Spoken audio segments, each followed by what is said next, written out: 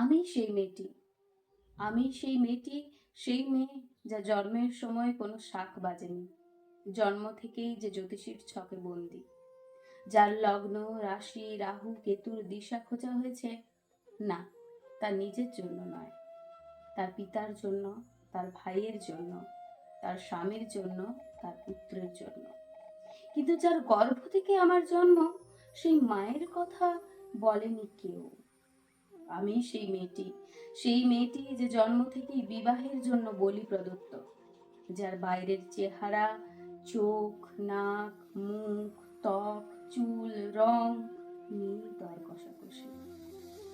কালো না ফর্সা, খাঁদা না টিকালো, লম্বা না বেটে, খুঁতখুঁতে না টানা টানা, যার মাথার বাইরেটা নিয়ে সকলের ভাবনা, মাথার ভেতরটা নিয়ে কারোর কোনো মাথা ব্যথা নেই।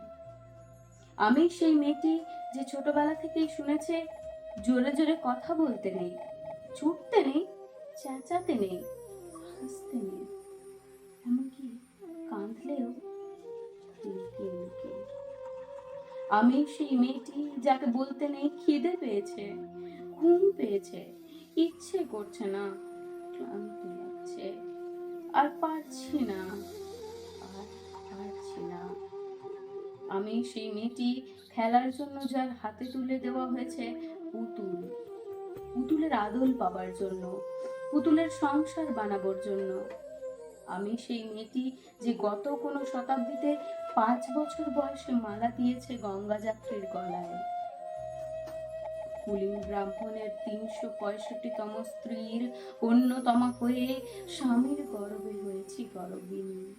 একাদশীর দিন অবুঝ দশমী বালিকা তৃষ্ণায় আটক ঘরের মাটি লেহন করতে করতে প্রাণ ত্যাগ করেছি। সন্তানের পর সন্তান জন্ম দিতে দিতে যন্ত্রণায় মুখ থুবড়ে পড়েছে সতিকাগারে, জ্বলে পুড়ে মরেছে সতীদাহে। আমি বুঝতে পারিনি যে চাকরির জায়গায় নিজের কাজের কুশলতা দেখাতে নেই। আমি বুঝতে পারিনি যে আমার প্রেমিককে তার প্রেমপত্রের বানান ভুলগুলো ধরিয়ে দেওয়াটাই আমার ভুল হয়েছিল। আমি বুঝতে পারিনি আমি যদি কবি হতে চাই, আমার বন্ধুরা বলবে ওটা কবিতা হয়নি, পদ্য হয়েছে।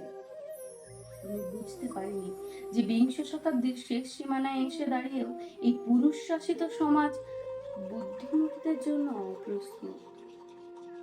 আমি সেই মেয়েটি যে দেখেছে একটি নারী কেমন করে নিছক মেয়ে ছেলে বনে যায়, চরিত্রের উল্টো দিকে হেঁটে যায় সফল স্বামীদের গিন্নিটা। শিক্ষার চেয়ে উজ্জ্বলতা পায় বেনারসি শাড়ির ফুলকি, বুদ্ধির চেয়ে দীপ্তিমান হয়ে ওঠে অন্ধকারে হীরা পান্না। আমি সেই মেয়েটি, জানেন, আমি সেই মেয়েটি যে জীবনের কয়েকটি বছর ভুলের পর ভুল পুনরূপী ভুল করে চলেছি। অন্ধকারের দিনে ফিরতে পারি না বলেই কি আমি অপমানের জ্বলন্ত কয়লার উপর দিয়ে হেঁটে যেতে চাই, যেতে চাই দুঃখের দিকে। আমি প্রণাম জানাই সেই প্রথম আগুনকে যার নাম বর্ণ পরিচয়, সেই অগ্নিশুদ্ধ পরম্পরাকে, সেই সব পুরুষ রমণীকে যারা ঊনবিংশ শতাব্দীর অন্ধকারের হাতলে জ্ঞানের আলো জ্বালিয়ে এক জন্মে আমাকে জন্ম জন্মান্তরের দরজা খুলে দিয়েছে।